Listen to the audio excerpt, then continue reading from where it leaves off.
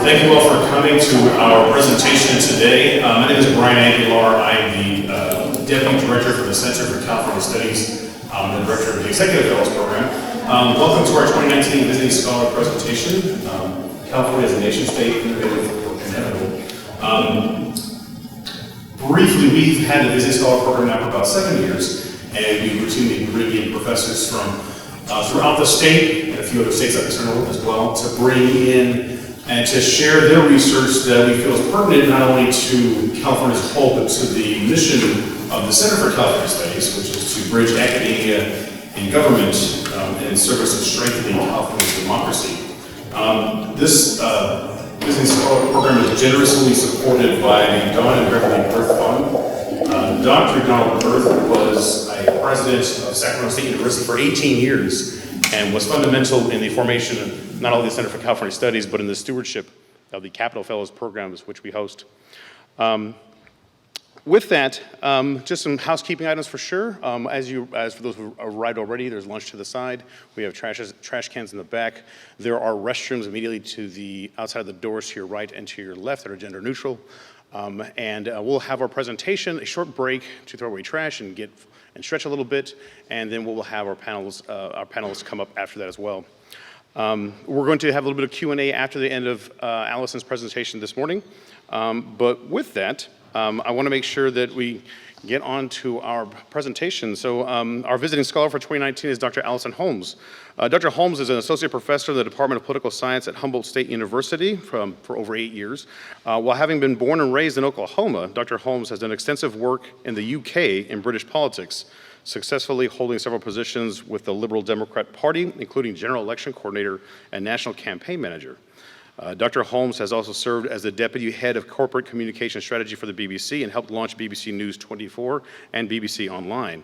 While serving as a speechwriter for the U.S. Ambassador in London, Dr. Holmes was a teaching and research fellow at the Rothmere American Institute at Oxford and later participated in the Pierre Keller Fellowship in Transatlantic Studies at Yale University. Her research interests involve global diplomacy and California as an increasingly important global actor, British politics, and international relations theory. Dr. Holmes is a graduate of Northwestern University and the University of Chicago, and she earned her PhD from the London School of Economics. So while she's no longer in Illinois or England, we're glad to have her here in California today. Please welcome Dr. Alison Holmes.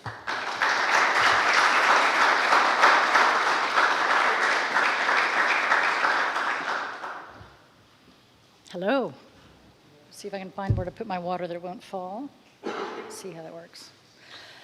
Right, well, thank you all for coming, and a huge thank you to our panelists who've really given up a lot of time to be here as well, so thank you. I'm honored and humbled that you've come to listen to an out-of-towner, and depending on how you look at it, an out-of-stater to boot. And I have no slides. And Ariel, my clicker. I have a human clicker as well as a mechanical clicker. She's probably better, more reliable. Oh, technology. I love technology. Haha. We good, Ariel? I teach at Humboldt State University, located not only on the traditional lands of the Wiyot people, but also within the increasingly pugnacious state of Jefferson. I mention both today because they're relevant to what I want to talk about, and to what I see as a trend in our current political discourse, namely the increasing connection, or perhaps disconnection, between sovereignty and identity politics, and the tension this creates in terms of governance as California continues to shape its global role. I'm very much looking forward to a fascinating conversation about what I see as this new stage in the process of globalization. California as a nation state is something I've been thinking about for a while, but focused on in the last 12 months, conducting over 60 interviews with diplomats, former governors, as well as with state, national, and tribal officials. But the project's roots really lie in my 20 years of professional experience, mostly in the United Kingdom, that Brian very kindly alluded to in his introduction. Working for the BBC in strategic communications and Burson Marsteller, managing a transatlantic business organization, and running national campaigns for the Liberal Democrats, as well as speechwriting for a US ambassador. When I moved into academe, Ariel, this worked before. I promise it did.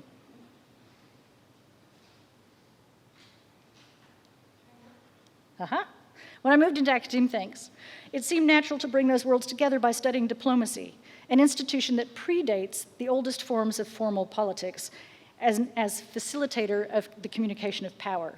I see diplomacy as particularly important today as entities at every level struggle with the effects of globalization on our cohabiting and overlapping identities and communities, be they tribal like the Wiyot or aspirational like the state of Jefferson. More directly, this project is about helping my students connect what they learn in the classroom to the world. Humboldt is a poor, rural community where the industries of forestry and fishing are in long-term decline. We now live in the wild west of marijuana, where previously illegal family farms are trying to move out of the shadows, but are often overwhelmed by out-of-area owners. Local retailers succumb to the deadening reach of Amazon. 10% don't graduate from high school.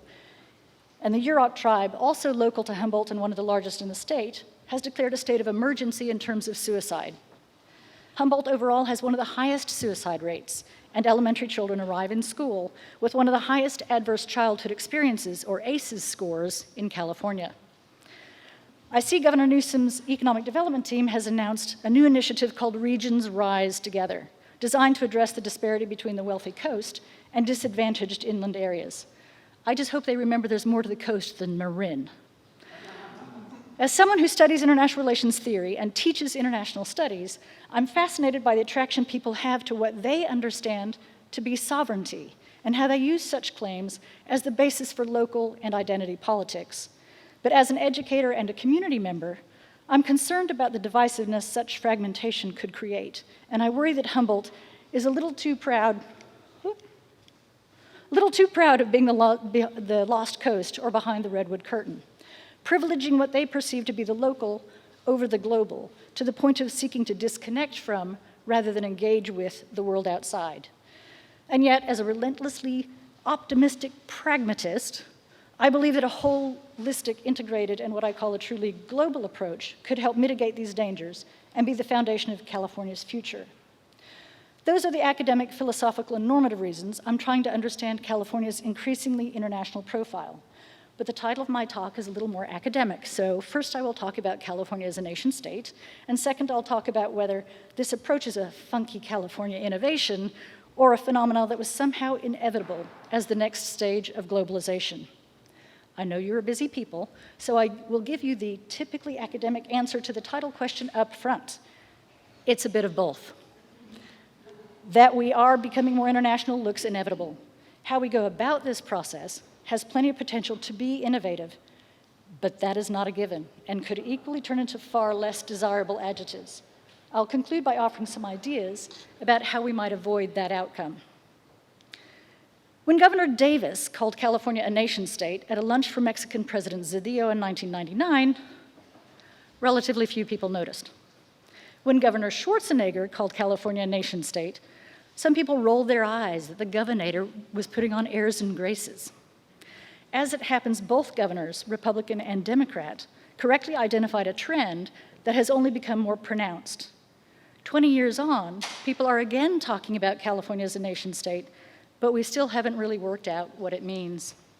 Of course, political scientists can be very fussy about terminology, and their problem with this assertion is a nation is supposed to be based on something essential, like language or ethnicity or religion. Just being the folks who live on one part of the west coast of the continent in the northern hemisphere is not really nation-state worthy.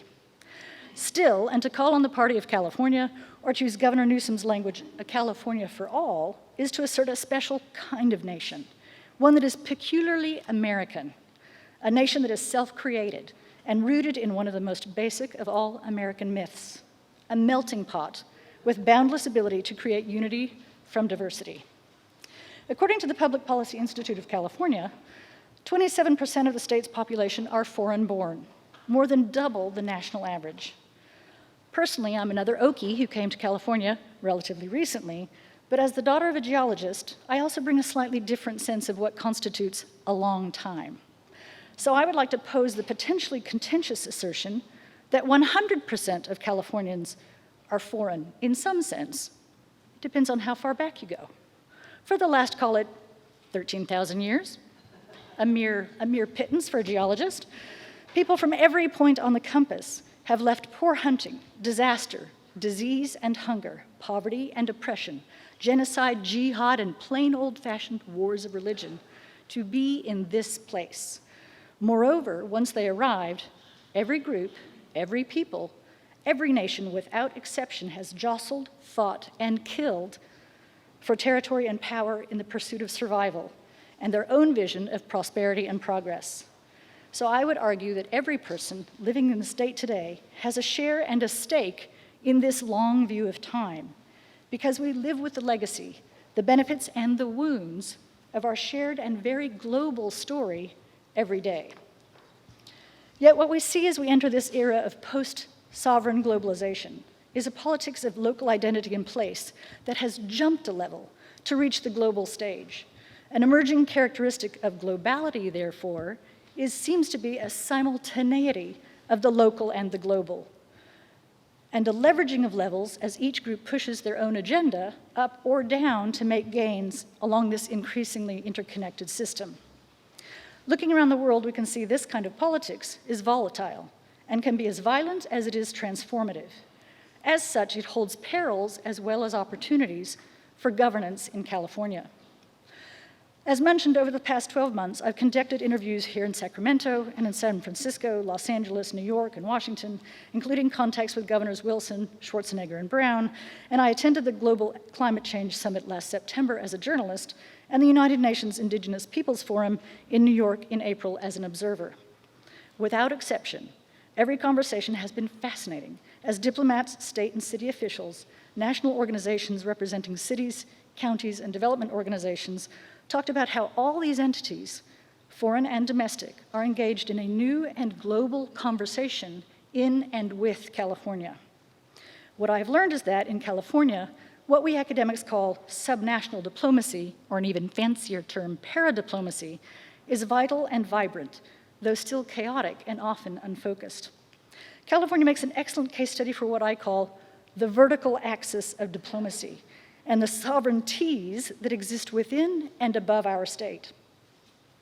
The vertical is also useful because it offers a contrast to the more traditional chronological timeline of state development and helps frame this conversation as an intentionally sharp critique of more Western Eurocentric ideas with assumed hierarchies of power and structure.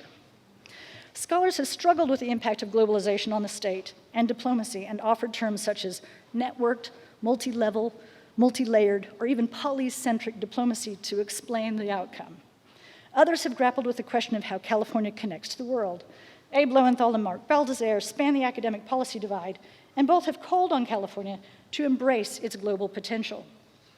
However, relatively few people have tried to tackle what this process looks like in a specific time and place to a particular entity.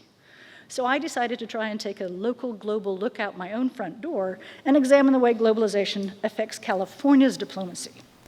I wanted to know how the state reaches out to the world, and crucially, how the world out there sees and interacts with the state. That meant I needed to fundamentally shift the traditional horizontal axis to get more of a vertical view, a core sample, if you will. What we see is that over the years, the state has made great progress. The governors all presented a strong case, though framed very differently, for their international credentials in terms of trade and investment or the environment. Governor Newsom, in his first 100 days, has made a trip to El Salvador, not for the self-interested reason of economics, but as a fact-finding mission on immigration. He's also added international affairs to the trade and investment portfolio of his lieutenant governor, but more on those later. The immediate challenge is the simple fact that whatever the rhetorical language, the political scientists' formal definition of nation-state wins out, because California does not qualify. We are a state within a federal union specifically and constitutionally prohibited from engaging in foreign affairs, at least to the extent that California can't make treaties. States' rights are at the heart of a new war with Washington, and Californians have a front row seat for the escalating fight as this issue shifts from the right to the left of the political spectrum. I hesitate to quote supporters of the state of Jefferson, but they make an interesting point when they accuse Sacramento of illegal interaction with foreign powers and pushing its constitutional remit. As one diplomat asked, discussing California's MOUs on climate change, when is a treaty not a treaty? The answer is, when the deal is done by a subnational without the formal authority to make a treaty, but with the power and the determination to make it stick. A point that begs much larger issues. When as a sovereign, not have sovereignty? At what point do state relations at the international level become a foreign policy? My point here is that our traditional ideas of sovereignty are ill-equipped to describe what we see in the real world. Writers such as Stephen Krasner have talked about different types of sovereignty as they seek to expand the idea of the state beyond its traditional territorially bounded confines, or what we international relations folks call the Westphalian model. Others have suggested quasi-sovereignty or plurinational democracy to explain the erosion of traditional sovereignty, and made a case for the inclusion of other sub- and supranational entities. However, it is rare to find an international relations folk who has tried to square the ideas of traditional sovereignty, albeit compromised, with a very different and ancient concept of inherent sovereignty, as understood and used by Native Americans and other indigenous groups. Though Kevin Bernil comes to mind with what he calls the third space of sovereignty. The result is a conundrum of theory and practical politics, where the word sovereignty is used in entirely different ways, depending on whether we are talking about entities within the state or beyond our borders, about the mainstream traditional nation state or unrecognized and often marginalized entities. Surely if the processes of globalization that have created this conceptual traffic jam are to be useful, they will force us to reconcile the concepts we use across levels of governance and create a more nuanced understanding of what it is to be domestic or foreign in a global age. I want to spend a moment at this intersection of traditional inherent sovereignty because I believe it has implications for all subnational and global interactions. In terms of California's approach and whatever the state has done in terms of tribal communities in the past, California now acts on the policy of government-to-government relations with its 109 recognized and 60 unrecognized tribes. Governor Newsom's apology last June is also a significant step in this process. As to the federal government's approach, we could have a long discussion about the different phases in Native American policy. The real issues arising from California's Spanish past and the fact that California was established largely after the federal government stopped making treaties with tribes, which means their sovereignty or self-determination relies far more on executive orders and legislation than on treaties or the constitutional frame developed in the earliest period of colonial history. Whatever the evolution, the end result is that California tribes look to this concept of inherent sovereignty, which, contrary to international relations theory, argues that sovereignty requires no outside recognition and is based entirely on an assertion by its own people. I hope you can hear the grinding of gears as the political understandings and activities at one level do not and cannot easily shift to other levels, as entities and actors try to operate with entirely different understandings of their role and power. The myths we have told ourselves for centuries as to the dominance of traditional statehood and sovereignty have broken down, accelerated by globalization. And the current unraveling of that overarching narrative, combined with demands for global identity and personality by subnational actors who have not to date even been recognized in the international space, could either be a point of serious conflict, or we could take it as an opportunity for a new understanding of sovereignty. All of which is a prelude to the question I have posed as to the inevitability or innovativeness of California's global position. To answer that question, I want to share 3 observations based on what I've learned from my conversations. My primary focus was on the consuls general from countries with whom California has large trading relationships and agreements or memorandums of understanding. This included interviews with consul generals, their deputies, or other officers from Mexico, Canada, the United Kingdom, Germany, India, Japan, Australia, they're all there. I tried to include multiple interviewees from each country, and then added a brief written survey of other countries to extend my reach. I later added the Dean of the Consular Corps and the Office of Foreign Missions in Los Angeles, and further afield, I interviewed a number of diplomats in Washington, D.C., though there I focused my efforts on Canada, Mexico, and the United Kingdom. When in Washington, I also sought out the organizations considered to be in the Big Seven. Christened by President Clinton, these groups represent subnationals such as governors, counties, cities, and state economic development entities. In terms of tribal issues, I interviewed people here in California and in Washington and attended the UN Indigenous Peoples Forum. I was humbled by the willingness of people to share their insights and experience, and those conversations have literally enabled me to be here. But the real question is, what did I learn about California? First, for all the hype and California's desire not only to be a leader but an innovator, our subnational activity is not original. As with all trends, there are cycles, and so while one could argue we have seen an uptick in subnational activity, what California has done and is doing is not altogether novel. I can already hear you protesting that the environmental movement with strong leadership from California has created network after network on the existential issue of climate change. My reply is essentially that while this may reflect a new enthusiasm, particularly here in the United States, as we became energized after President Trump pulled out of the Paris Accords, other countries have been working city to city, or county, province, or state to state for some time. Indeed, if one were being unkind, it is possible to argue that some of these new networks duplicated effort and reinvented systems that already existed. This is evidenced by the number of diplomats and organizations who reported they have worked on issues including the environment and climate change through their own long-standing subnational channels. For example, regional cooperation in places such as Germany and France has been going on for years, and not just through the European Union. So while there's a great desire to make claims for this activity as the vanguard of resistance in the dystopian Trumpian world, 2016 was not the dawn of the age of subnationals doing it for themselves, but I suggest part of a much longer, deeper, almost seismic trend in the development of the entity of the state. Second, and linked to California's innovation brand, is the assertion that state is at the forefront of subnational diplomacy. Again, the reality seems more complicated. I talked to diplomats from Mexico, Canada, and Quebec, the United Kingdom and Scotland and Wales, Germany and India, who described their country's diplomatic and subnational structures. And it was clear that many have come up with solutions that are more advanced than in the United States. I know that's not the highest of bars, but happily 2 months ago, Congressman Ted Lieu of Los Angeles County proposed an Office of Subnational Diplomacy within the State Department to address this growing area. But California still has no central point of coordination. Two examples stand out. Mexico and Canada are deeply engaged with California, but not just California. Their reach includes many US states. However, they both indicated they had learned a great deal during the recent renegotiation of NAFTA, a process that tested their state-to-state and province-to-state relations. As events unfolded, they realized that they needed new channels of communication, and so they restructured not only the coordination between consulates within the state, but between consulates and the embassies in Washington and between consulates back to their home capitals. In effect, it became an opportunity for a 360-degree review in pursuit of a system that not only empowered diplomats on the ground across the United States, but also back at home to bring together in an overall strategy, an instructive lesson for California in terms of building new structures for subnational action. So California has a great deal to learn from an economic powerhouse like Ontario or a cultural center like Quebec.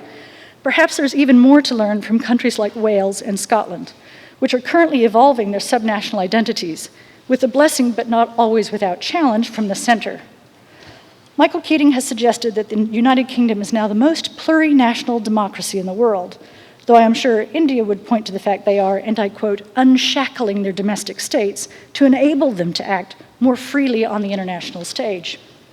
This leads me directly to my third two-part observation. The first part is what I heard as a clear desire from the diplomatic corps for a California infrastructure that is built to purpose. However, and as they pointed out, such a structure is only possible when the purpose is clear. I don't want to put any diplomat on the spot, but there's no need, as there was a very broad sense that California does not have a clear international strategy, does not really use the consuls effectively, and has not to date been clear as to the state's priorities with or towards other countries, and has not thought through its vast soft power capacity.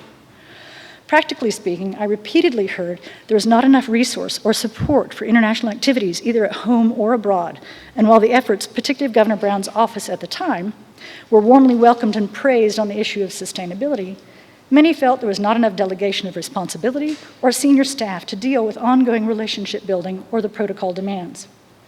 Interestingly, this was mirrored in my interview with Governor Brown, who was clear that his international strategy was the result of a razor-sharp focus on what he called the local essence of the state's need to deliver.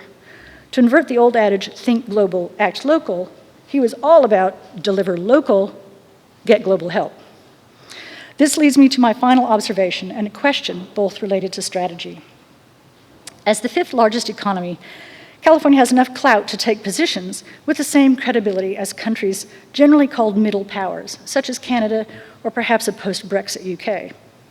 Further, as a recent briefing from Roland Paris from Chatham House in London suggests, these middle powers could and should help save the liberal order, as superpowers such as the United States, China, and Russia busily undermine those institutions. In that vein, one British diplomat made an interesting comparison of the United Kingdom as the California of Europe, based on the notion that neither California nor the UK have ever been truly contained by or entirely comfortable in their respective unions. Yet they share a great deal in terms of global interests, population, diversity of industry, economy, and GDP. After all, it was the UK that California knocked out to move into fifth place. Perhaps there's a new special relationship to be forged from the European West Coast to the American West Coast, with two new middle powers on a mission to improve the world, while at the same time sharing a need to avoid the national level, learning from Scotland and Wales how to be within a larger union while asserting an international profile and creating an effective diplomatic corps and presence. The idea of California taking up a role as more of a middle power, of course, leads back to the question of when do subnational relations at the international level become a foreign policy? When should a state, assuming we can agree on some kind of patchwork version of nation-state like California, claim an issue to be the equivalent of a national interest? As mentioned, Governor Newsom recently went to El Salvador on a fact-finding mission. At the end of his trip, he offered to talk up the country to business people at home, but the surprise trip seemed primarily designed to strike a blow at the White House. This raised the question from many sides, what was the point? Was there a strategy? Do we have a long-term strategy, and what is it? But I don't want to pick on the new governor, and as one former state official observed, that while Governor Brown had a strategy, its singular focus on climate change raised concerns, because, and I quote, the issue of the environment is not a foreign policy.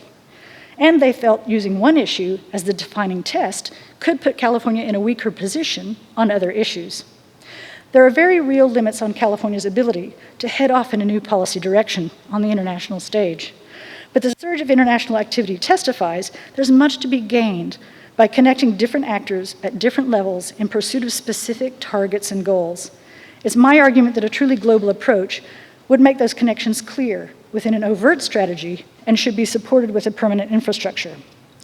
My diplomatic interlocutors made a number of practical suggestions, ranging from the very basic, such as a welcome pack for new consuls, or more trips from Sacramento officials to San Francisco and Los Angeles, particularly Los Angeles, the largest diplomatic community outside New York. But the underlying theme was a plea for a clear multi-level strategy so they can more effectively represent their countries to the state of California. From my research, I see three potential areas of work. First, and as hard as I know it would be, we need a new department to oversee this work and to create a cadre of professional California diplomats to operate strategically placed overseas offices, i.e. not just consultants and not just in pet issue-driven locations. We might start with a network of working honorary consuls. Second, and to address the local global nested sovereignties within a state, I would ensure tribal representation in this new international infrastructure. We have recognized tribes as governments. We should follow through and honor that by treating them as we do consuls and embassies, except that they have the access and support befitting their status as domestic dependent nations. I also agree with the proposal from tribal organization that Native American economic development structures should be better connected to the state rather than operating in parallel, often they felt to the detriment of both.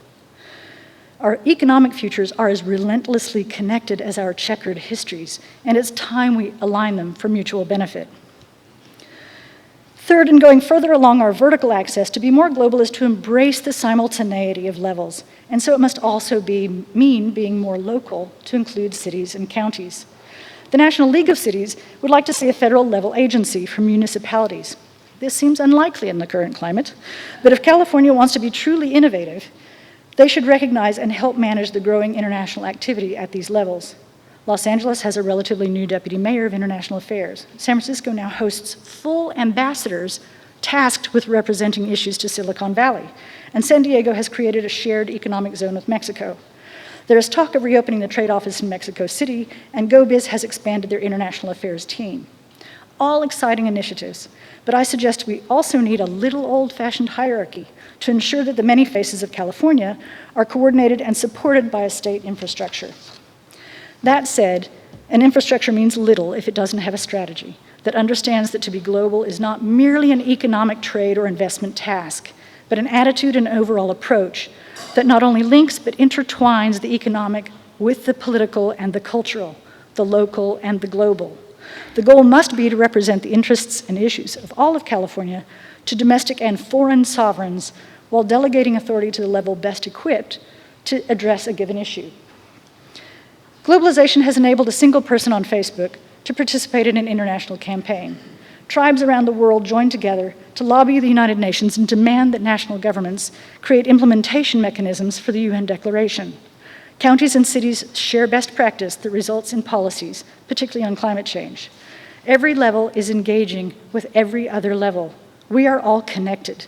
This makes it inevitable that a state with economic weight, diverse history, population, and sheer size of California is able to command a kind of state-nation status, even if our inescapable diversity prevents us from claiming the more emotive nation-state. However, what we do from this point will determine whether we are going to be only symbolically international, engaging when we want to make a Pyrrhic point against some other level of government, or if we're going to be truly innovative and create a structure necessary to connect the local and the global to build a California for all. There's a line from an Eagles song, The Last Resort, appropriately from the album Hotel California. It keeps running through my head. Who will provide the grand design? Because there is no more new frontier. We have got to make it here. And that is what it boils down to, isn't it?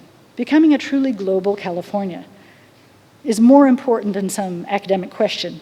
We are a microcosm of the United States and the world. We have it all. The aspiration and the perspiration, the grandeur and the grit, the majesty and the tragedy.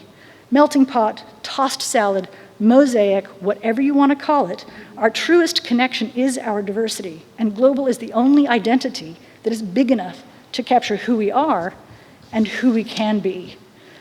But the mantra of diversity good is not enough to carry us through these times.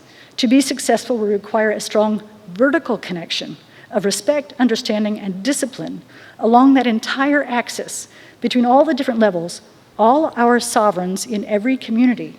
That is the only way to create a robust local global citizenship and to turn California's state-nation vision of unity from diversity into a reality. We have no more frontier. We have got to make it here.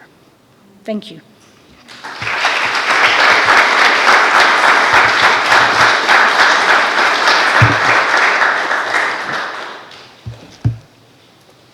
Folks, we have some time for some questions from the audience, if you'd like. I'll walk around with the microphone to you, or if you'd like to stand or raise your hand. Silence.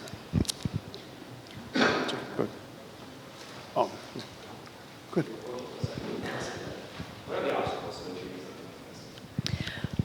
I think the obstacle, I hope our panelists will talk about the obstacles.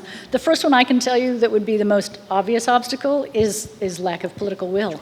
I think that historically and across the United States, different states have governors who have embraced more or less being international. Sometimes they've handed it off to their lieutenant governor, but there's no consistent way of doing it.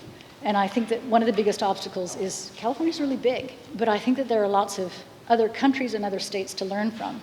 But somebody will complain about money, I'm sure. Somebody will complain about how do you coordinate, and this is like herding cats. So how do you get everybody to play ball? I think that I hope our panelists will address obstacles, because I'm sure it's a lot longer than I would be most equipped to tell you. I was wondering a lot of information, but when you talked about subnational identities and you referred to Scotland and Wales, can you expand on that a little bit and how it would relate to California? How long have you got? Yeah, how long do we make this lesson? What is wonderful about the United Kingdom, it is exactly what it says on the tin. They are a union of kingdoms. And so when Scotland, who has been secessionist for generations now, has continually tried to renegotiate that relationship. Ireland obviously left, but Wales, Northern Ireland and Scotland, but particularly Wales and Scotland, have been evolving since devolution around 1997, 1998. They have been given a new constitutional structure, and that new constitutional structure has created this very interesting development of how they're going to represent those subnational entities, which is why they don't have consuls general, but they have people who would be ambassadors if they were separate countries. So they have diplomats, but they aren't necessarily in the consul general consulate system. Does that make sense? Their title is slightly different, but they have been, and actually provinces in Canada, I think similarly, have been interesting parallel structures. Obviously the constitutions are different, but I think what they have learned about trying to be within but separate has been a really instructive lesson when you chat to the folks from Wales and Scotland about how you don't kind of piss off the national government, but also how you try and represent your own interests and how you try and make that a win-win without it being a kind of a constant fight. You don't have to like annoy the national government all the time to actually get what you need. And I think that that's the way our system is much more adversarial may not be the right answer. So that's why I'm thinking that might be a good place for us to learn about how subnationals have done it in different places, even with a slightly different constitutional structure. Does that make sense? Can I ask a follow-up question? Oh, sure. Like how you said, for our systems, like much more adversarial, do you think versus like Scotland and Wales, because of our diversity, like the issue that would present of like kind of trying to transplant that in California?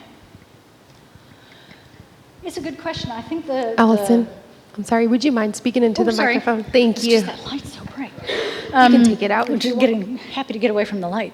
I think that it's a good question, and it's one that they are still learning, and I think California is further behind them on the road of learning about how to do it, because we haven't tried to do it that way, because our constitutions are just different. There's no reason why we should have tried to do it that way, but I think that there's interesting things that we can learn from how you try and, as I say, make it beneficial for everybody, rather than trying to pick fights. Like there are ways to do this that I think aren't necessarily, they're more diplomatic, shall we say, if that's not too bad a pun.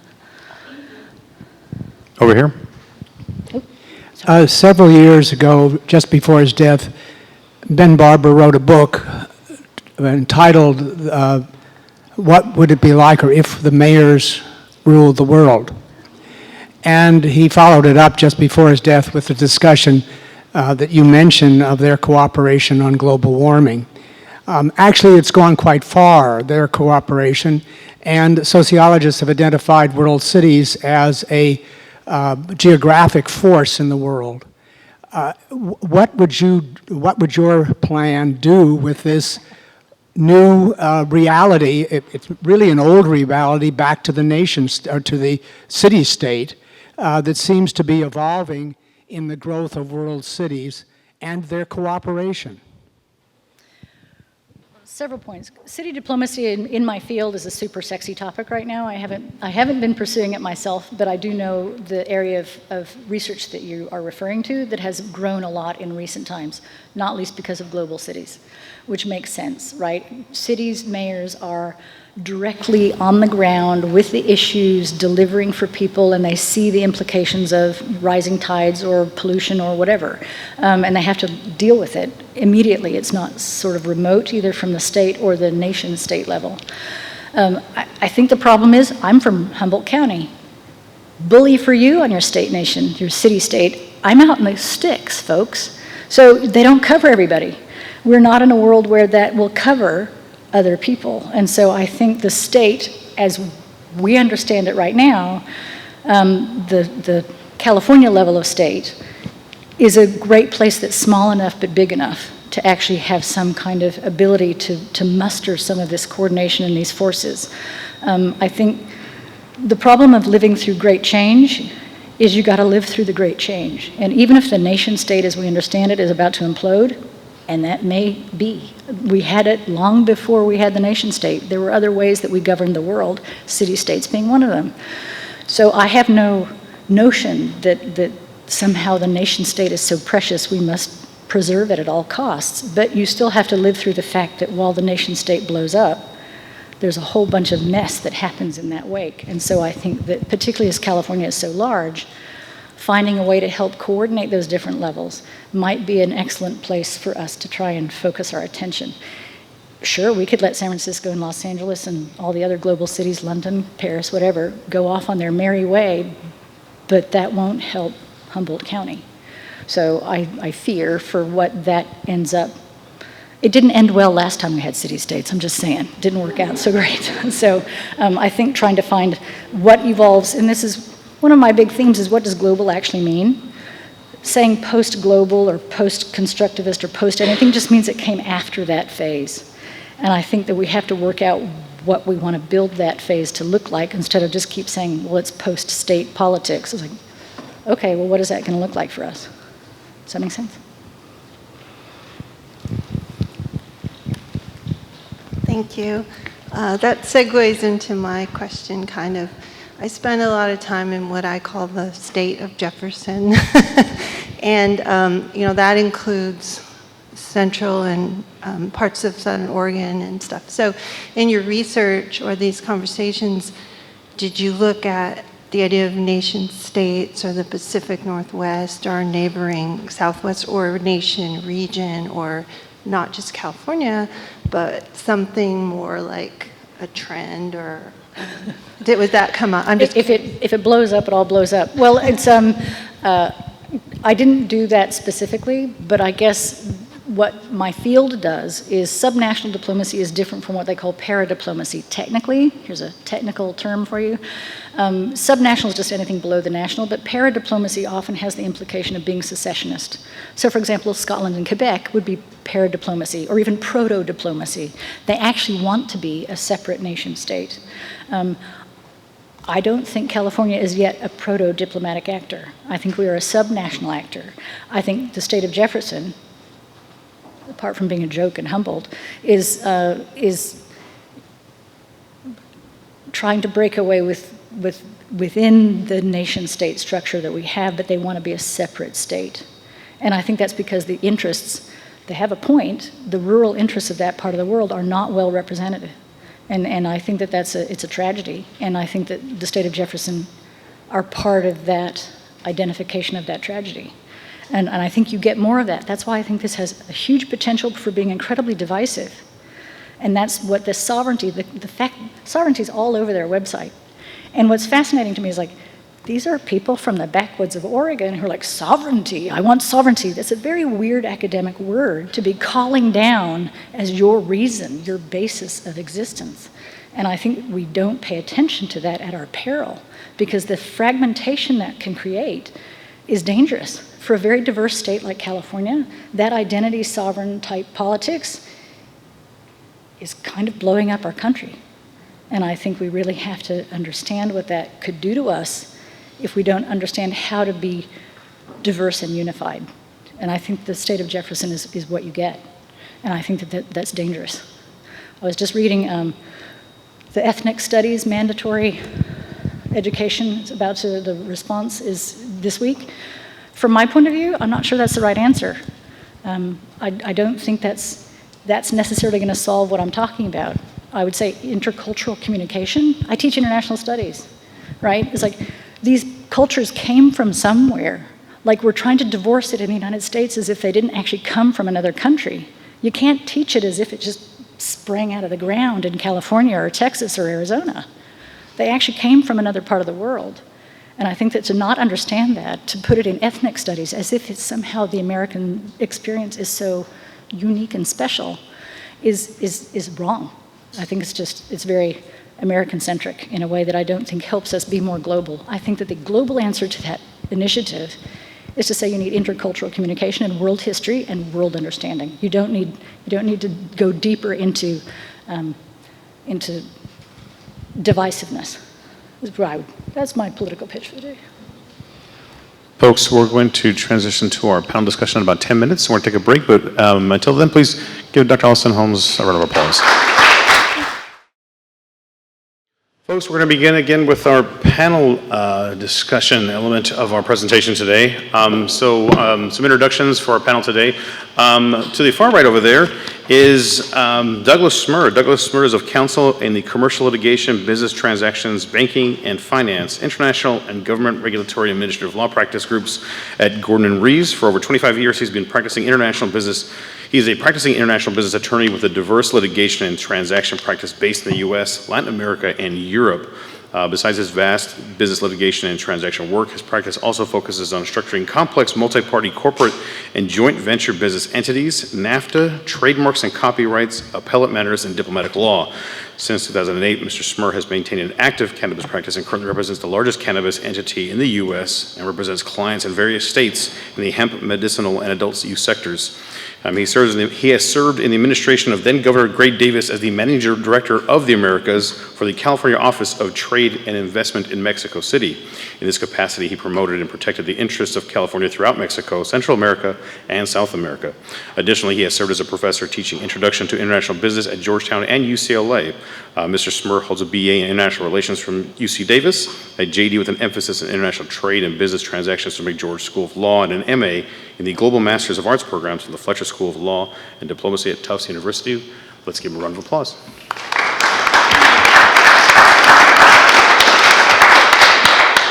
I'll introduce each candidate first, and then we'll each panelist.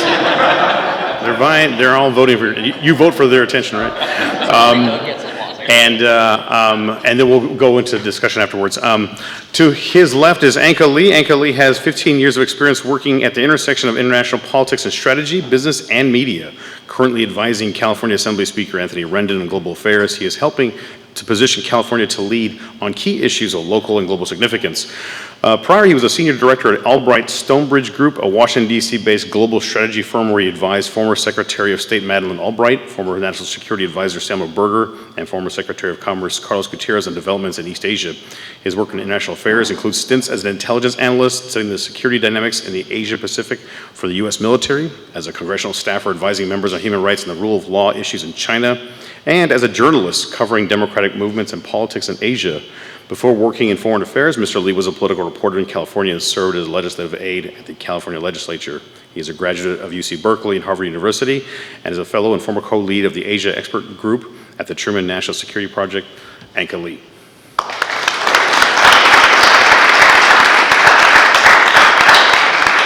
And last but certainly not least, Jamie Callahan. Jamie Callahan is the Deputy Cabinet Secretary in the Office of Governor Gavin Newsom. In this position, she oversees executive branch operations focused on K-12 education, labor and workforce development, and international affairs. Previously, Jamie served as the Director of External Affairs in the Office of Governor Brown, overseeing the conception, planning, and execution of all major events for the governor, including the State of the State Address, key bill signings, and visits with foreign dignitaries.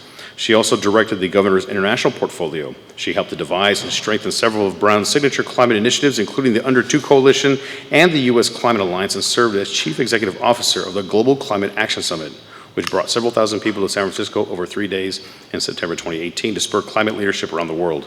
Callahan serves on the California K-12 High-Speed Network Advisory Board, working to bring better connectivity to K-12 schools in California, and serves as a member of the California Exposition Park and Science Center Board. She holds a master's degree in public policy from the George Mason School of Policy, Government, and International Affairs, and a Bachelor of Arts degrees in politics from the Catholic University of America. She's a native of the great state of New Jersey, but we're glad to have her in California. Please welcome Jamie Callahan.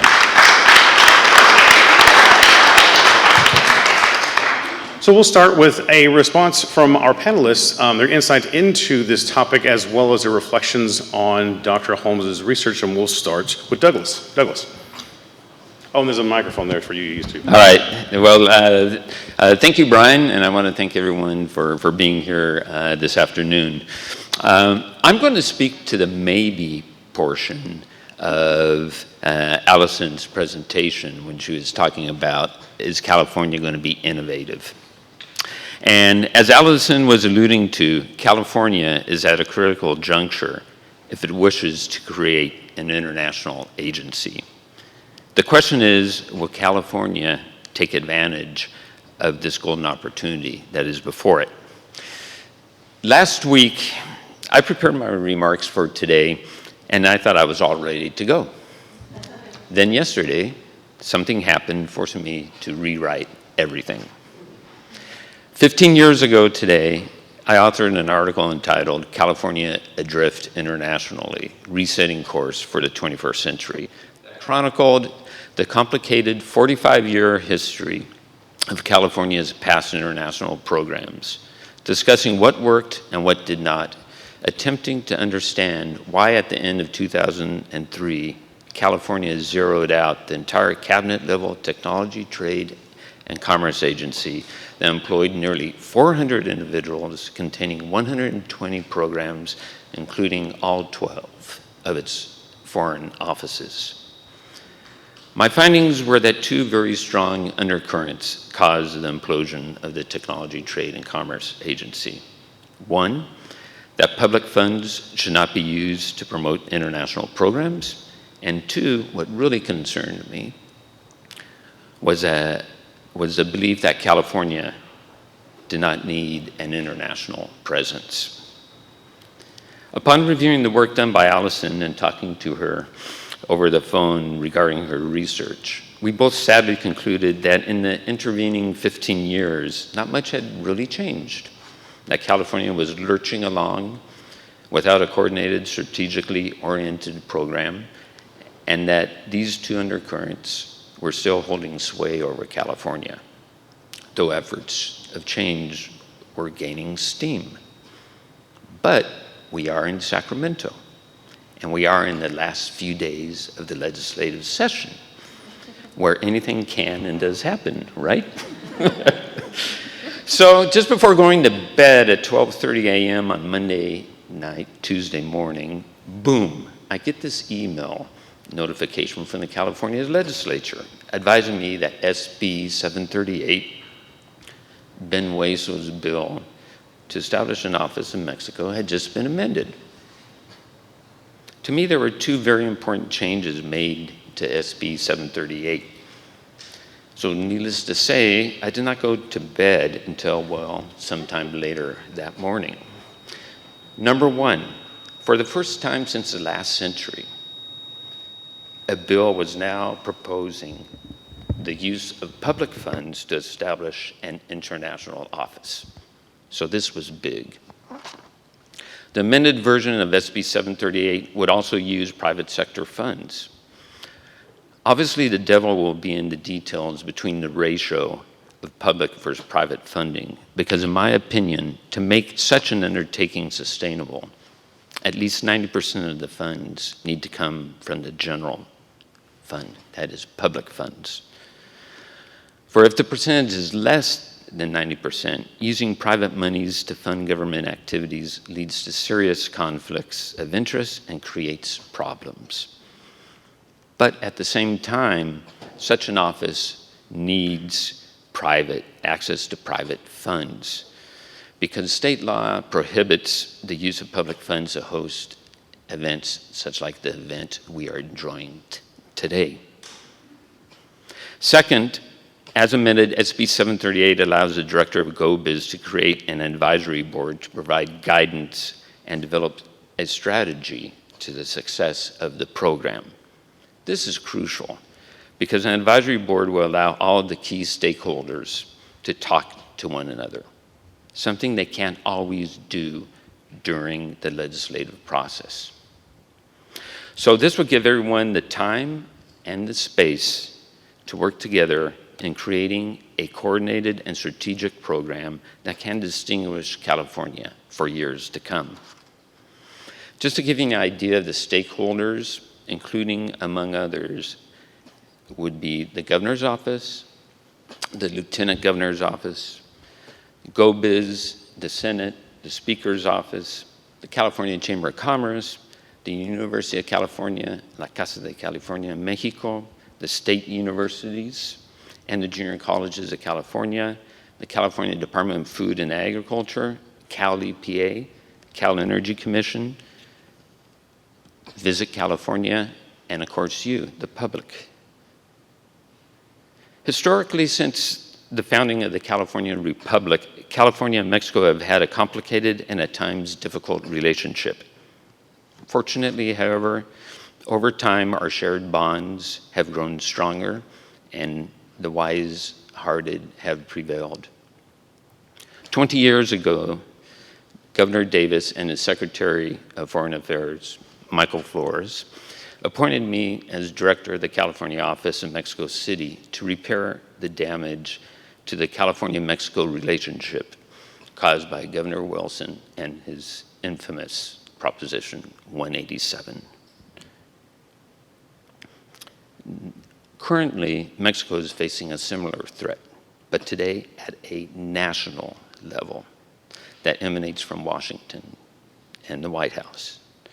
And Mexico is turning to and is most grateful to its friend and ally California, because California has learned from the past.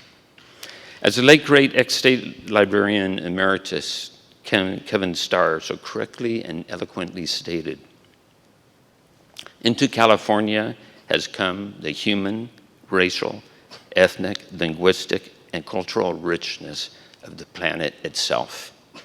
There is no people, no race, no culture, no linguistic tradition that is not in some way represented in California.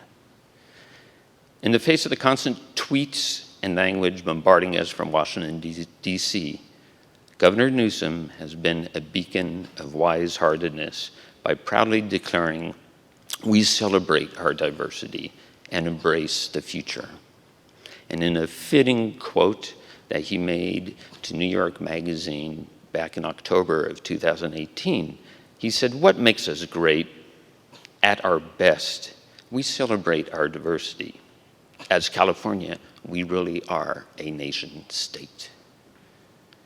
But all of California has to do its part. We cannot idly stand by if California wants to continue attracting the best of what the world has to offer. California needs to bring the best of California to the world. It is in California's own best interest to have a strategic and robust international program. Let's make this happen, and let's not miss this golden opportunity and let it slip away. So thank you, Alison, for your extremely timely research and presentation, my fellow panelists, Anka and Jamie. And thank you, Brian, and the Center for the California Studies at Sac State for putting this important event together. And of course, thank you, the public, who will keep this belief moving and moving forward. Thank you.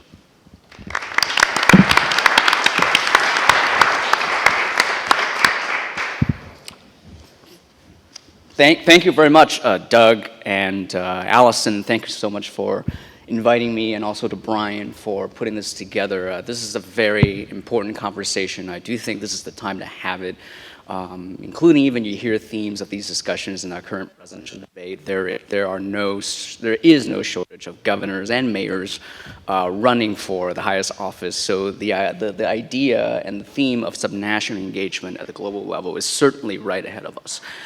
I've actually probably spent the least time in Sacramento on this table here. I just came back 2 years ago, so I'm still learning how the city works. But I do think that there is a certain advantage of coming in from the outside. And having spent about 12 years working in international affairs and foreign policy, and seeing sort of how these abstract conversations are felt and understood at home at the ground level, is particularly helpful for anybody doing foreign policy. It cannot be an abstract conversation, it has to be grounded. So this has been a valuable learning experience for me. It's interesting, 11 years ago, actually 10 years ago, I was a reporter for Time magazine in Hong Kong, covering democracy activists. And I've sort of kept in touch with a lot of them since then, and some have gone to jail, some have been pushing ahead in the last couple of years. And it's no surprise to anyone here that we are stepping into a very uncertain world of questions of identity, of where we belong, how we fit in a global engagement process. What is the nature of Chinese rule in the future versus a liberal democratic order around the world? And so we are stepping into a very interesting moment, but also a very fraught moment that without a strategy to engage, I'm afraid it could be very tricky and messy. And I totally agree with Alison's point that we need to get our act together. So I came home in 2017 after the election and wanted to take a break from Washington, and was talking to a number of people, including Jamie, about opportunities in Sacramento, hoping to actually do something different. somehow ended up getting connected to the Speaker's office, you might wonder, what exactly is the California legislature doing with international work? How does it work? And so I would say on a good day, 95% of my time is herding cats, and on a bad day, 100% of my time is herding cats. But I do think that at its best, in all seriousness, the legislature, and Congress for that matter, at the national level, when it's acting at its best, is really a platform for the expression of our diverse interests across the state, where voices from different parts of the state, a diverse state, are heard. And we can marshal and leverage all those voices is where sort of the public can be brought into a global engagement process more effectively that way. And to do it effectively, you have to have the legislature buy in. That's how you have democratic buy-in. And so for the last 2 years, I've been working with the Speaker very closely to figure out how do we engage from a legislature side in a more effective way? How do we make sure that what we do, how do we highlight California's global thought leadership and policy priorities in a way that is coordinated? How do we step away from just doing gifts and trips and ceremonial visits and actually have serious policy conversation? And so that's been my job for the last 2 years, trying to build that platform. And it's been really exciting in the sense that we have developed some interesting initiatives. We, for the first time, have a California-Mexico strategic dialogue for legislators. We've been working very closely on an issue at the border between Tijuana and San Diego. And so our legislators are able to kind of get involved in the discussion and actually get some of the local views and interests represented on a very important issue. And also to demonstrate that international conversation is not an abstract conversation, but it is a very grounded conversation that actually impact communities who live in our state, San Diego, and bordering regions. So that's one example. We're having discussions and have established initiatives with Canada on the future of work, with the European Union and Germany in particular on data privacy. How do you have to have these conversations, because how do you regulate things jurisdictionally when they're global in nature? You can't. You can't. And so we have to get our leaders thinking more globally, even while they're acting locally and statewide policy-wise. And I'll make a point here why the legislators are great and are actually appropriate leaders to be doing this conversation, because they are grounded. They understand how their communities work. They know what their interests are. In 2016, when we had the conversation on the Trans-Pacific Partnership, I was in Washington, and we had said, and I had been in a number of rooms that had these conversations about the TPP being a multinational, high-standard trade regime that is meant to harmonize trade rules around the world. And I don't even know what that means. And I think having a way to connect these broad abstract ideas in a way that makes sense to people is what we got to do, because the key took away from the 2016 election, and this is not a profound finding, and this is only a manifestation of a long-term trend happening, is that we have, for the last generation, lost track of how to connect the global and the local, the foreign and the domestic. Communities are feeling like they are lost and drifting in space. We have a responsibility to be reconnecting with these ideas, broad and small. The legislators that I work with represent very small districts, but they're also connected to the state infrastructure. They have that perspective, and they have that desire and demand, actually, to be doing something globally that impact the local interests. So it has been a very interesting perspective. Just a couple more points here is that I do think that we need a strategy, and the executive branch should be taking a lead on these conversations. That's how I think it works from a foreign policy perspective, I think, logically. But I do think if you want it sustained, if you want it coordinated, if you want to make sure that this is going to outlast this lieutenant governor or this governor for the good of the state, you have to have legislative buy-in for all the reasons I just talked about, that it has to be sustained. And I think that's, in the same model, you have the Senate Foreign Relations Committee in Washington, or the House Foreign Affairs Committee. They make sure things are carrying on from administration to administration. And I think we need to do better in the legislature, too, in the sense that we have to have a more professionalized mechanism, maybe a joint one between houses. Maybe, hey, it doesn't have to be that way, but it could be just in different houses, that will perform the same kind of duty and responsibility as our counterparts at the DC level, just to make sure that things don't get kind of pushed away to the wayside when a leader or two are gone because of elections. So that's a final point also I want to make, and having observed what's been happening here, is I do think that what we do at the state level must be consistent with our national interests. And let me just be very clear what I mean by that. Being consistent with national interests is very different from aligning with a federal policy. The Trump administration is not necessarily consistent with American national interests. This country stands for freedom, and we have certain beliefs and values, and how we treat our citizens and immigrants, how we engage the world, how we carry ourselves globally and domestically. And I think we have to be very thoughtful and consistent about making sure that we are carrying on that national interest, and also to understand that in this very complicated world, that things are happening right now, that other countries might be taking advantage of the subnational engagement to also try to slice and dice the United States. And I think we have to be very, very cautious about that. I have seen too many times since coming here how the conversations have gone awry. And from some of the rising challenges powers like China and others, for example, I think we have to be very, very careful. And I think you cannot do that without a strategy, without a coordinated approach, without true experts who can be actually staffing key foreign policies or some national engagement policies at the state level. You're not going to be able to have a way to do that in a way that is thoughtful, reliable, durable, but also consistent with American national interests. So I'll just leave it at that, and I'd love to have more conversation later on. But thank you very much.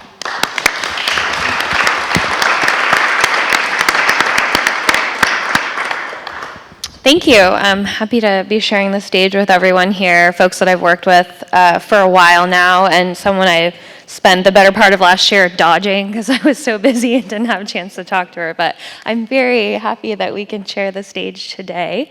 And thank you to Brian and everyone here for organizing. I think, and would be curious, Alison, to hear too about your conversations with Governor Brown and Governor Schwarzenegger, and I think he's Governor Wilson. I think and Doug, you talked a little bit about this too, the foreign affairs has a real personality of the governor that's sort of leading the state at that time. I wasn't in California at the time, but I understand, from Governor Schwarzenegger's administration very much had the benefit of having a celebrity governor that was able to travel the world, have a big presence, spend a lot of time visiting our major trade partners, really focused on trade and economic development in a big way. And then, Governor Brown, who definitely has a very different reputation. He would travel with no staff if he was allowed to.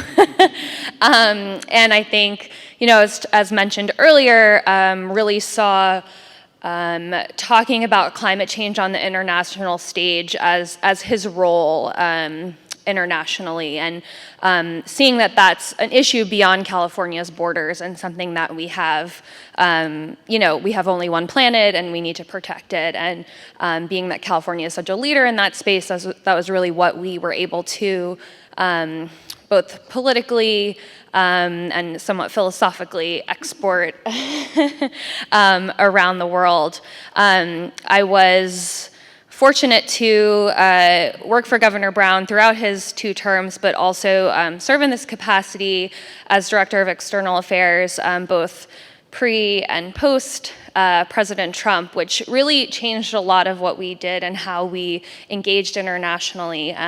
Pre, I would say, very much focused on, continuing to build some of the coalitions that both Governor Schwarzenegger and Governor Brown had started, working with other states, working with, national governments, but being a little focused on that, not kind of everybody. And then, post-President Trump, that really changed. And I know Anka and I have talked about this as well. In California, we really saw a lot of incoming from national governments around the world. I think some has good intentions, sometimes some doesn't. But it really changed for us both the capacity that we had to respond to that, so needing to have additional staff and have a little bit more of a strategy around how to engage there. For Governor Brown, that was really focused, continuing his work on climate. And that, as Alison mentioned earlier, was really the focus of all of our international agreements and the work that we were doing, around the world. And it was interesting, too, just to sort of have the interaction both with the Obama administration and then with the Trump administration to some extent. We kind of had to stay in our state place, in our state roles in the Obama administration, and the Trump administration somewhat left us alone in this international space, which is very strange. But, it was a lot of things shifted, obviously, around the country and in the world. But I think for me in my position at the time, that was, really one of the biggest changes between the, first 2 years of Brown's second term and the last two. But then, really coming to where we are today, the international affairs, that we're leading under Governor Newsom also has changed and has a different personality based on what he's looking for. Early on in the administration, he appointed the lieutenant governor as his representative on trade and international affairs. She's the perfect person for that job with her foreign affairs and diplomatic background. And also created this interagency committee on international affairs, which we did informally in the previous administration, but really was a way to formalize a lot of what Alison is talking about of coordination and also having some transparency there. So the committee has public meetings, has had one, we're having another one at the end of this month, that people are welcome to come and engage. It's made up primarily of the governor's cabinet and a lot of the folks that, Doug mentioned, Visit California, obviously the Lieutenant Governor's Office, GoBiz, folks like that are engaged in trade and economic development around the world. So that's been very exciting, and I think definitely in terms of the executive branch filling a need of where we are, needing to be coordinated, needing to be transparent about that work and having a venue to do that from. So been thankful for the governor and the lieutenant governor's leadership on that. We've also really expanded our team, both through partnerships with the lieutenant governor's staff and increasing our team at GoBiz by having more trade specialists and representatives that are going to be focused on different regions throughout the world, as well as the director of protocol. We, in the previous administration, had sort of our director of protocol emeritus, but now we have a person based here, so hopefully will help us respond to folks in a more diplomatic fashion. But that's really been exciting, and I think, again, really representative of personalities of the governor and the organizations that they create around them. Governor Brown had a very flat structure, very few staff. A lot of that was driven by coming into office during the financial crisis, not being able to really focus on international affairs until, close to the second term, just because of where the state was, and I think rightly is not the appropriate thing to be doing at that time. And Governor Newsom is able to sort of continue on that, but put more of a structure around it with the support of the lieutenant governor and really create, hopefully, at least for the executive branch, a central point of organization and a point where which we're able to coordinate with our colleagues both in the Senate and Assembly and then external groups as well. I think that's kind of where I'll stop and turn it over to you if you want to chat some more with us. Thank you.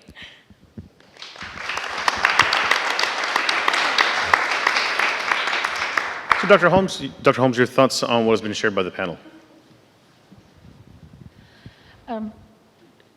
As I expected, their expertise is really what you should have come to listen to rather than me, because they actually know more than I will know in several lifetimes.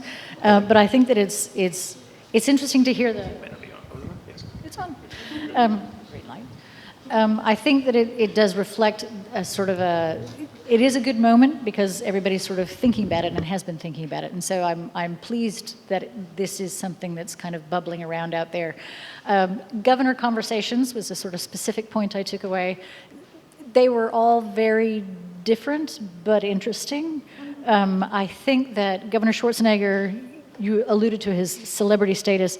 I think that's true, but I also think that he just thinks internationally. I don't know if it's because he's foreign born or what his approach is, but his business life before he became governor was also very international. He was always thinking internationally about his movies and about his books and about his career, and all of that kind of stuff was always in the international space. And I think he just brought his own international space brain to the job of being governor. I would say that makes him slightly different. Governor Wilson wanted to talk about 187 a lot. Not exactly what my question was, but that's what we spent a lot of time talking about.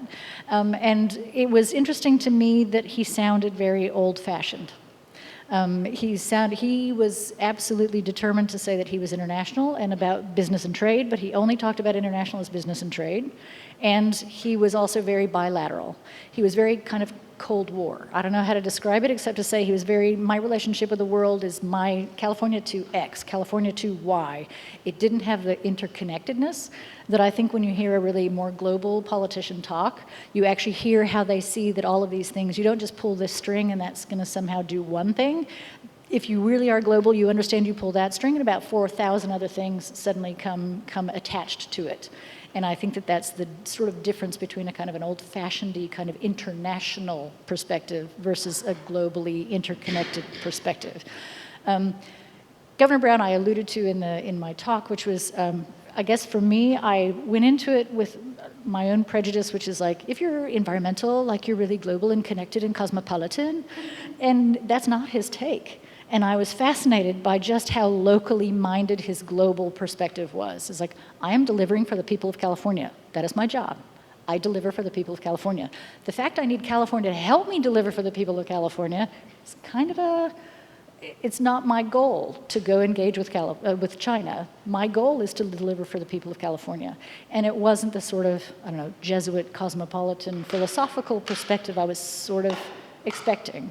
And so it was an interesting check on my own sort of prejudices about what people's, in Humboldt we're very environmentally cool and social and whatever, and so we all think that that's really, and so I should know better because we're also very local. We like to think that we can talk about the environment, but actually just do it at home, and we don't have to worry about the rest of the world. We're very isolated that way, and that was kind of my experience with Governor Brown. So that's my response to the governor's conversations, which was a great honor to talk to people about what they were trying to do for the state of California. The post-Trump point, I'd also pick up on because when I talked to people like the Governors Association and the state development folks and the county folks in Washington, D.C., I was fascinated by their take on the post-Trump, and also diplomats in Washington. Embassies in Washington are hiring people to do nothing but come to states. The White House doesn't talk to them anymore. It's like, so if we don't talk to governors, we're not getting the access we used to get. So we are hiring staff in Washington to be more active so that we're tracking state houses more closely. And our consulates are giving us more reports and different kinds of reports than used to be the kind of normal traffic that would come from a consulate in some place in California or anywhere else in the United States. And that was the point I was particularly making about Mexico and Canada, was their education or re-education process as they were trying to lobby through the NAFTA process, state to state or province to state. And really what they had to do is an education exercise, because most governors in the United States don't have a clue what's actually that, because it's not their job. Constitutionally speaking, most governors are not tuned into those trade and investment issues and what NAFTA did or did not do for them. And so it was a really interesting reflection of what they felt their job had to be in that process to educate governors and then lobby governors and then get governors to go tell the president what they needed to make this work. And that's a subnational level that they felt governors had more access to the White House than either foreign diplomats in Washington. And the way to get that access to an post-Trump world was that subnational. Bizarrely, the subnational has bumped up because Trump likes to talk executive to executive. He doesn't like Congress so much because they fight with him. Whereas talking to a fellow executive officer like a governor, he feels, I guess, is sort of more akin to his job. So the post-Trump point I thought was really interesting, how those organizations, either state government association or governors or counties, felt like how they had to respond to the next level of subnational development. In the world, so that we're not so parochial, I think that subnational diplomacy, we are part of a trend of creating an infrastructure for subnational diplomacy. We're not the only ones who are suddenly going, well, how do we want the premier or the governor or the whatever developing their office of subnational interaction? And I think on that point, That's where I mean California's not ahead of that curve. But there are a lot of people who are ahead of us on that curve in terms of how do you build an infrastructure that has all the right stakeholders. That list, I gotta say, looks like the usual suspects. I don't think that that list has been revised since Doug wrote his paper 20 years ago, and I don't think that that's a good thing. I don't think that that's very subnationally sensitive to where we're at now. There's no cities, there's no counties. Like, hello, these people are out there doing deals. So I think that how we try and revise that advisory committee, should it come to pass, will be really important. I would add tribes, I really would. And I also don't think that it's just about trade and investment. And I think sustainability is not an economic issue. It's a political issue. It's a worldview issue. And if you think that all the economic issues of the world are just economics, then you're not connecting the global and the cultural and the political realities. Like, to be global is to actually understand my economic agenda is a way of framing my space. And that means it's political and cultural. What I prioritize, if I'm a tribe, what I do with fish or lumber is not an economic development issue. It's a cultural issue. And how I treat my resource is going to be different. And so understanding and respecting that part of their sovereignty has an impact on economic issues, but it's not an economic issue. And so I think if we keep pretending that somehow international is trade and investment, we've missed that global connecting point. And I guess that's why I keep coming back to the old-fashioned international trade and investment is one thing, but if you want to be global, you can't pull on that thread and think you're just going to pull one thing. It just can't work that way. But I don't know. I have no great solution. I have no silver bullet. I only have some thoughts of how woolly this thing is and how you try and wrap your head around it, if that's a response to what you guys said. But thank you very much for your comments. I think it's great that you're here. Yes, responses to responses, yes, indeed. Yeah, sure. Alison, I couldn't agree with you more that we can't call these, if California does establish international offices, don't label them trade and investment offices. Because when I headed up the California office, the actual trade and investment was maybe a third to maybe 20% of all the work I did. All the other work was in regards to working the political agenda, working the bilateral relations between the cities and the states and the counties, both in Mexico and here in California. So what California needs to do is it needs to play with the full deck of cards and not just trade and investment, because our relationship is much more than just trade and investment. Okay. I think I'll just make one point, and I totally agree with where sort of the embassies and consulates are right now. I've had more than probably dozens of conversations with ambassadors in Washington, but also consuls general here in California, and there are many of them. And it always made really, sometimes they're quite frank, actually. Two main points. One is, hey, our ambassador really got burned in 2016. Direct quote from several. Because they totally didn't see this election coming in the United States. They didn't feel like they were, well, I would tell them, to be fair to you, none of us saw this coming either. But the sense that they didn't really have a good pulse of the voices of the community across the United States, how they were feeling they were either plugged in or not in a global economy, is sort of the biggest gap that they felt they had in their reporting infrastructure. So, they are absolutely, we're bombarded with requests from dozens and dozens of countries wanting to work with us constantly. But I hate to say it, we just don't have the bandwidth to reciprocate, and that's on us. My international team is housed within the protocol office in the speaker's office, and I have a very energetic team of 2, and me included. And the great Dutch want to talk about water maintenance, or the Danes want to talk about clean energy, or the Japanese want to talk about emergency preparedness and flood control. The Indians want to talk about agricultural best practices. There's only so much we can do. And that's 80 members in the assembly, right? And you got the governor's office, really applaud the staffing up, and I talked to Evan Reed, who's with the Lieutenant Governor's office, with that expertise coming in. I think it's much needed. But even then, to be really seriously doing it, and to have other countries really take us seriously as a subnational entity, and to show and demonstrate that we can actually have carry-on, sustained, continued conversation to actually mean something, we have to have the resources, the bandwidth, and the people. Right now, we just don't. Yeah, I think just to build on all of that, it will be really interesting to see in, hopefully 2 years-ish, if there is a different administration, how that changes. I mean, do we just see this huge sort of sucking sound of everyone going back to DC and no longer kind of engaging at the same level? It'll be interesting to see, as you were talking, if the engagement that diplomats from other countries have been doing at the state and city level, if they have found benefit in that and will continue doing it, or will be engaging more on the federal side with in the sort of more traditional channels. And I think that's something I would weigh in terms of how we would staff if we were to create some sort of new thing. What would it look like in 2 years, and would it be necessary? At this time, I'm happy to take questions from the audience of any of the panelists and Dr. Holmes as well. Hold your hand up and we'll come to you with a microphone. So, please.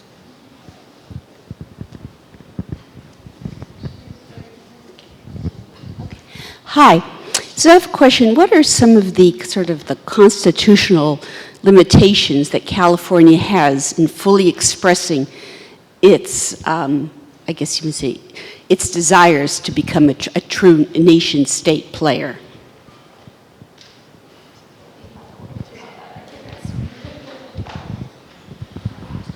The Constitution says no. There are some little loopy holes, which is if Congress says it's okay, then you can, but actually you're not supposed to mess with the direction. And to your point about what is the national interest of the country, that's why they want to be able to have a check on what their subnational units do. It's sort of the name is what it is on the tin, right? United States. And when we were 13 colonies, they were separate countries. So when they built that Constitution, that whole checks and balances thing was because they didn't want to get the states too uppity, but nor did they want to not have the spine of control. And so there is just a few little places. It's actually not, for the Constitution being really verbose in places, there's these little tiny pieces that states have to look to try and work out where they can eke out their little bit. Treaties is the most explicit. You cannot make treaties with other folks. That's not okay. But the long list of terms that we use for things that aren't really treaties, but kind of treaties, we just made up a bunch of other words that sort of, but they're not binding. And I think that the important part about not being binding is that for other countries, back to the infrastructure point, if we don't have a way to keep track of these things, Los Angeles is doing MOUs with other countries. Hello? How do we keep track of whether or not the states, here's back to the congressional interesting point, is no, Los Angeles, you can't do something that contravenes can it discuss, but it's better if Los Angeles knows what California is doing so that California and Los Angeles don't contravene each other or start grazing in the same field in a way that's not very helpful to either. And I think that's part of why you really need to have that vertical examination of what everybody's doing, not so that you can stop anybody per se, but so that you can actually say, well, actually that will not help what this goal is. And if you have a strategy, I think part of the answer of we can't staff everything, we can never staff everything. But if you just said, you know what, Luxembourg, you're just not in this, okay, back off. And I think that a strategy means that people know who's in and who's not. Our priorities are not just an issue. Our priorities are with certain countries or certain places or certain industries or whatever, but the strategy can shape some of that so that they stop asking, because they know they're not on the top of the list. But if you have a different tier of way of dealing with the people who aren't in the top tier, at least they know they get some service, right? The one that just seems sort of brain smart to me is a welcome pack to consuls general. Here's how the governor's office wants to interact with you. that will also triage some of what you are getting, because in fact they know that it's like, here's the usual wait list, here's who you talk to, here's how it works, and you don't have people bumping around feeling like they're just in the dark. So the constitutional point, I think, is it touches a much bigger piece, but we weren't designed for secession. The nation state is very jealous of its sovereignty, and we are not supposed to get out of that box. And and the rest of the world will not recognize it. Scotland had this challenge. When they wanted to secede, the European Union said, oh, but you know what? Your European Union membership card doesn't apply. Hello, you go to the end of the queue. And they went, okay, well, maybe we won't do that then, because they wanted some of the privileges that they were given by UK state nationhood sovereignty. And they wanted to play fast and loose with how they were going to sneak past everybody else who's in the queue and get back into the European Union. It's like, no, I'm sorry, you don't get to play that card, because we don't like secession. The United Nations doesn't like secession. None of the groupings that we have that are multinational don't like secession. It is naughty behavior. So Quebec has the same problem. Spain has several issues, right? Would you look at the sort of structures that both Quebec and Catalonia have? Because in our interaction with them, they do have a more robust sort of quasi-foreign service with quasi-consulates, and they do sort of act more like a national government. That's back to the proto-diplomacy point, Right. which is if you want to be a nation state, you have a different structure. That's why I think that Quebec is not the best example. Ontario is a good example. As an economic powerhouse of North America, we don't usually think of Ontario, but Ontario is like California in that sense. It's for its country. It is a huge pillar of their economic structure. Quebec, not so much because it's secessionist.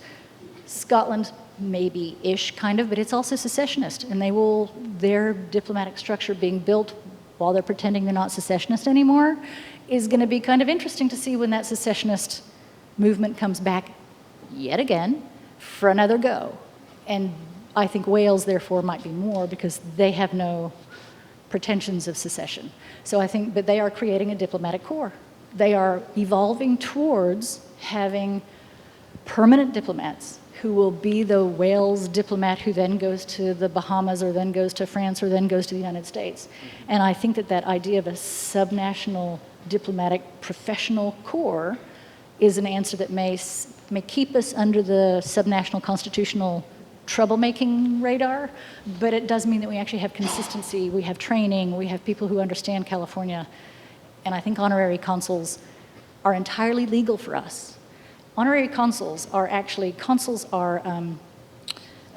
historically the oldest form of diplomat. And so you can send them anywhere you want. I think there's no my reading of the Constitution is California could do that tomorrow and we wouldn't have a problem. But that's, I'm sure Doug may have a legal view on that, but I'd send a bunch of honorary consuls right away. Being an attorney, the legal take on it, and what we always did when I worked at the Mexico office, is you focus, as Alison was mentioning, what Governor Brown was great at, is making it a local issue. Whether it's renewable energy, whether it's environmental agreements to help clean up the San Diego area or the Sierra Cortez, or whether it's educational exchanges and setting up, for example, La Casa de California in Mexico for the University of California. Those are great examples of how and what California can and should be doing. Other questions from the audience? Yes. I wanted to go back to the start of how small trade and investment is in this concept of international affairs, because when I look back through history, history always seems to have been around trade and investments that's created the Civil War, for example. And so for me, California right now is in a new industry, in the cannabis industry, and it's creating a lot of what I can consider a topic for the vertical strategy that you just mentioned, because we are exploding in a lot of ways, of trying to become strong in this industry, and then as well as, I'm sure, internationally strong and globally. So would that be example of how history is repeating itself of why a nation is created, for example? Wow. A very good and interesting question. I think my response to that would be, look, trade and investment is generally done through individuals and businesses, not at the state level, meaning government to government level. And there are certain instances and situations where the government does play a role and can help create that and give direction as far as where and what we want to do and what we don't want to do, and to help stop illegal practices. And I think that's the role. That's the way I see it. I don't know if anyone else in the panel would like to jump on that. Well, I guess that suggests that marijuana would be the new big industry, but California has already got so many huge industries that are already so global. I don't see that as being the one that kind of tips us into it. It's sort of not like cotton or tobacco, historically speaking, sugar, that became this global driving thing that somehow suddenly connects us to everybody else. And there's no shortage of places to go get it, where those industries and products were primarily extractive and often in places that you could only get it, or at least at that time, you could only go get it in a certain number of places in the world. I don't think that marijuana is in that category. I'm not sure we have anything. Actually, maybe the chips in your phone that I gather are like from a place in Africa that I don't even know the name of the country. It's like, I think that might still be one of those things that everybody uses and it only comes from like one place. But I'm not sure we have that many things left that are industries that can't be replicated somehow somewhere else. So I'm not sure I see marijuana as tipping us into a different category of economic player. And we're not going to be the only broker. Canada's jumped ahead. And so they went, yep, forget all this piecemeal nonsense, we're going all national, boom. And that's why a lot of the investment that might have come to places in the United States has fled across the border to Canada. So in terms of we didn't have a national strategy, we had a piecemeal prohibition. Alcohol might have been the comparator. It's like, ooh, we're gonna stop this bad behavior, and it screwed up the economics of it. And therefore, Canada said, we're gonna skip all that. And that gives them now a different mover advantage, economically speaking. We kind of messed it up, and we're continuing to mess it up. The regulation for Humboldt is, again, destroying Humboldt. We have yet another industry that is destroying a rural community because I've screwed up the regulation of it. And so all of our little local farmers, who we might have wanted to promote and help, are all being wiped out by out-of-area owners. And it's like, that's the state that just messed up an industry that might have helped a small community actually overcome the fact that forestry and fishing are going down. Everybody said, oh, marijuana's going to save us. And then the regulators came in and messed it up. So we're not very good at that foresighted thing, I guess, and it's all connected. We have time for about one more question. Please. I was, one of the things that hadn't been talked about that was always in my heard is the northern and southern states of California.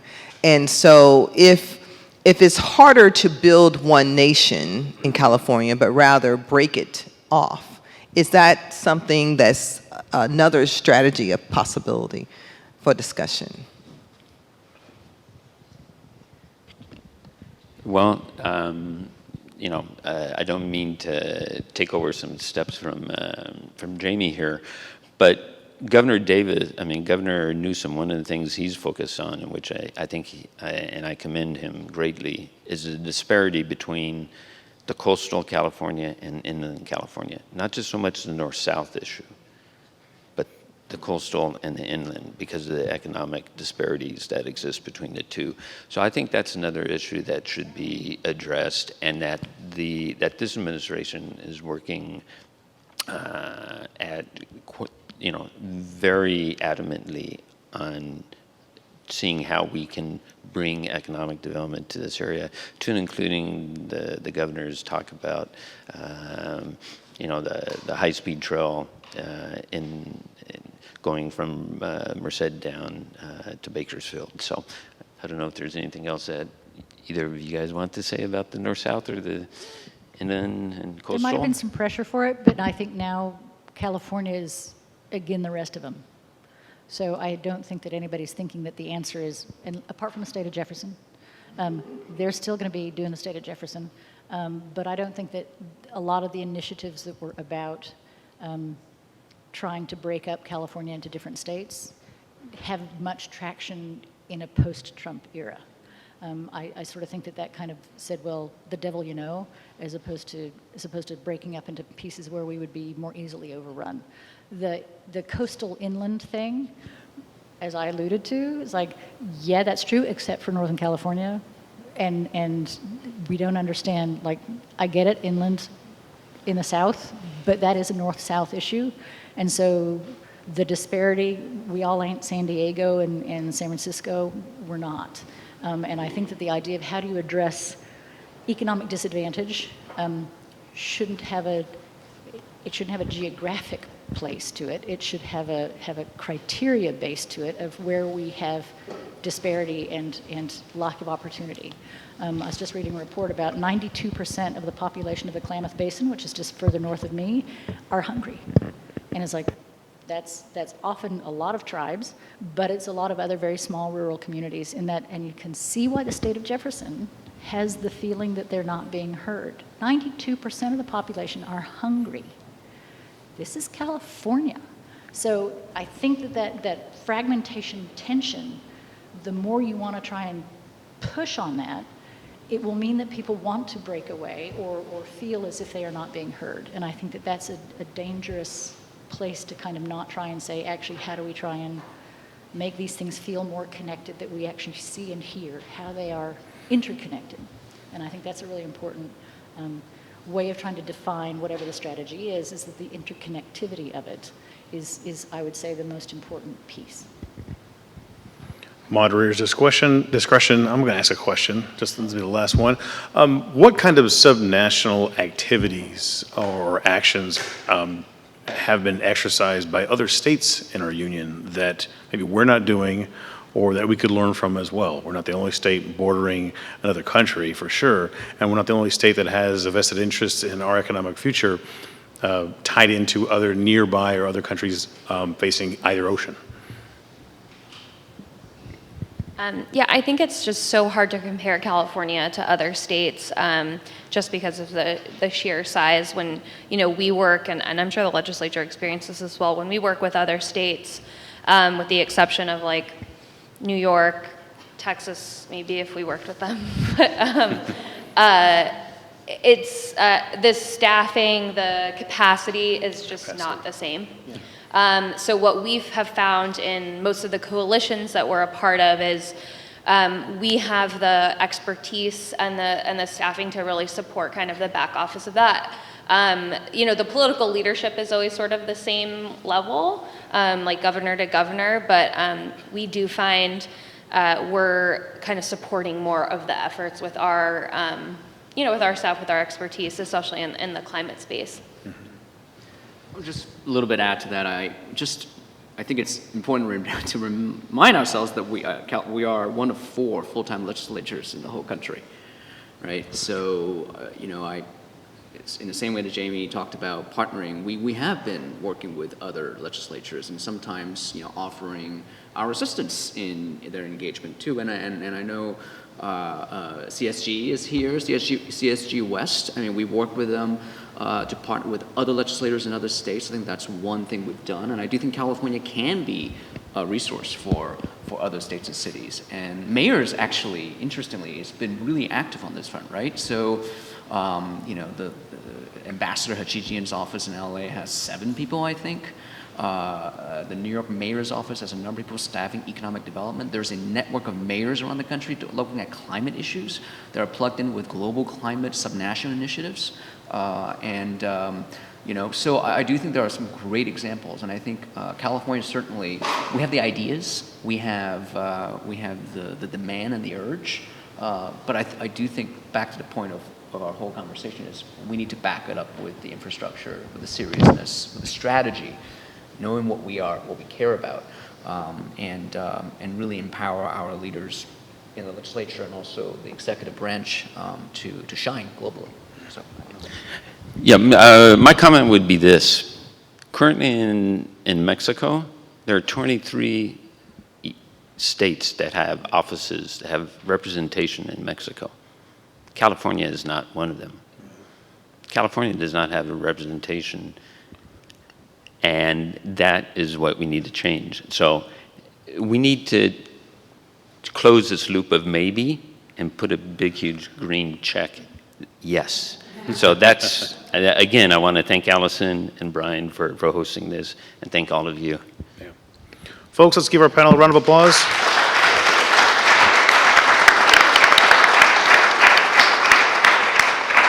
And before we leave, I'd like to also thank, we put these events on a regular basis, but I'd like to thank the staff of the Center for California Studies for all their work in assembling everything in here. Let's give them a round of applause as well.